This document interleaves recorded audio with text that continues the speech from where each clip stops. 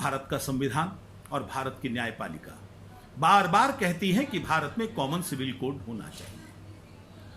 वर्तमान सरकार ने लॉ कमीशन की स्थापना की और लॉ कमीशन ने संपूर्ण देश की राय जानने के लिए एक निमंत्रण भेजा।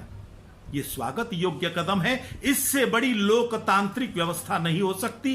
जिसका विरोध है वो दर्ज कर सकता है, जिसके सुझाव है वो सुझाव दे सकता है, जिसको सहमति है वो सहमति दे सकता है। लेकिन इस मौके का उपयोग करके जिस प्रकार से कुछ मुस्लिम नेताओं ने, कुछ मुल्ला मौलवियों ने मुस्लिम समाज को भड़काने की कोशिश की है, वो बहुत दुर्भाग्यजनक है। कहते हैं ये हमारी शरीयत पर हमला है। अरे कौन सी शरीयत? भारत में जो शरीयत है ये 1937 के अंदर अंग्रेजों की दी हुई शरीयत है। उन्होंने कोडिफाई किया था। क्या भारत की शरीयत सऊदी अरब, इराक, ईरान की शरीयत जैसी है? यदि अल्लाह की होती तो पूरी दुनिया में एक जैसी शरीयत होती।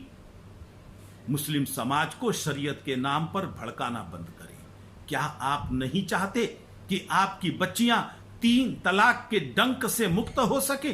क्या आप नहीं चाहते कि आपकी लड़कियां हलाला जैसी पीड़ा को भुगतना बंद करें?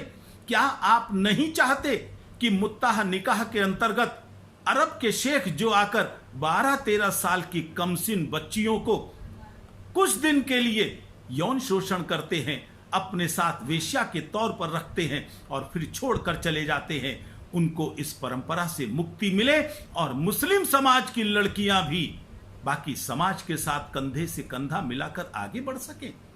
हमेशा उनको सेक्स स्लेव बनाकर रखना चाहते हो और बजाय स्वतंत्र राय के आपने तो अब सीमाएं पार कर दी। QR कोड जारी कर रहे हैं, सबकी एक जैसी राय हो। यौमे नमाज की घोषणा की गई है। कल जुम्मे का दिन है।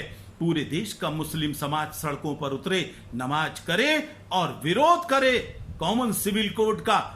और केवल यही नहीं, तकरीरें होंगी केंद्र सरकार के खिलाफ, तकरीरें होंगी हिंदू समाज के खिलाफ, तकरीरें होंगी कॉमन सिविल कोड के खिलाफ। क्या इस बात का ये आश्वासन दे सकते हैं कि फिर कोई सरफरा सड़कों पर उतरकर हिंसा नहीं करेगा?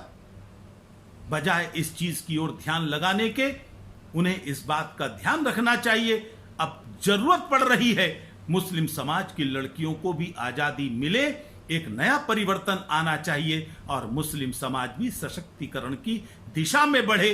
कॉमन सिविल कोड उस दिशा में एक महत्वपूर्ण कदम है।